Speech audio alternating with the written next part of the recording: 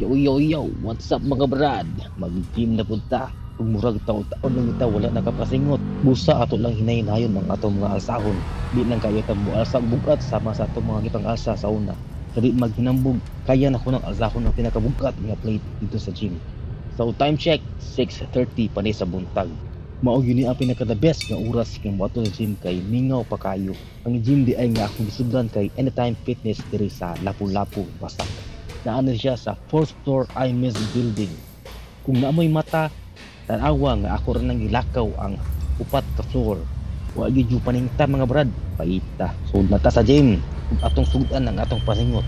Mga wa na kay baw, ang rason dahil nga wa ko nakapasingot og mga duha ka semana kay nilagya ko og Japan. Ako ang US Coast Guard, wata kay sobra ra kadaghan.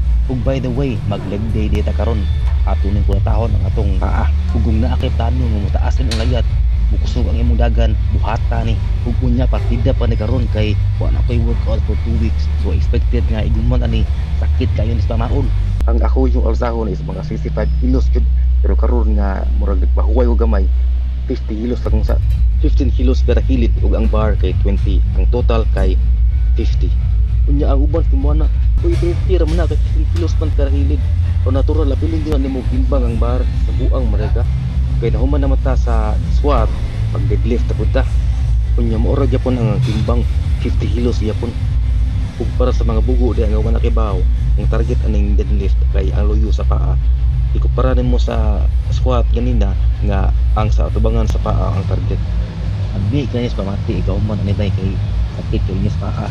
Kay bisig paglingkod lang, pagkaagay gyud ka. Mao nang kausar ako ni buhaton sa usa ka semana. Actually, pili good sa kada hoon pero napaisad yung nga mag-plyometrics ko sa sunod. Pero mao yun ang akong pinaka-paborito nga exercise sa tanan. Ang deadlift. Uy, di tatong kapoy no. Maglakaw-lakaw sa ta. Ang akong leg day yun kay 4 sets gina siya normally. Pero karon 3 sets lang. Gani ang bagtak na pula to pula tahon. Wa ako'y limit ani. Magsigar kong tirag bagtak hangtod sa puyon.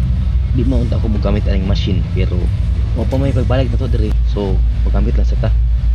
Ug ang ikupat ato nga exercise ang tawag ani hip thrust. Ug nagbantay jud ko nga kasagaran mo gamit ani nga equipment mga bay kay pambadako dunay sa ilang lubot. Ito masad kay ang target ani nga workout ang glutes. Ug mao ni ang least favorite ko nga exercise kay sakit kay sa lubot.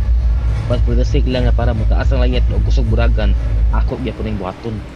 Oh, nakapahuway nako. Nunon ta tubig unya murag paura to kutob ang atong exercise. Ulit na ta kay napatay tagong trabahoon. Gaugma na pod. Ang atong buhaton ni gaugma kay mag upper body na punta. Ako lang gyapon ning record ng akong workout kay gaugma.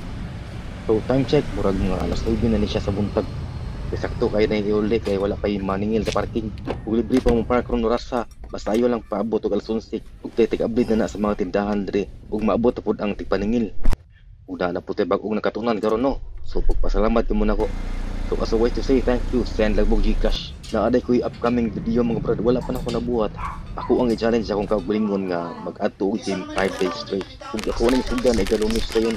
Kung sa mga nangutana nga unsa supplement gamit, whey protein na siya og creatine. Huwag may lain o di sa kumukumit na mga pre-workout kay para na ko na pulos. Kung ako aran ng opinion na ayaw na mo kalain. Nga diri, ako na kong sugdan ang laing kong bati. Trabaho na punta para magakwarta ta.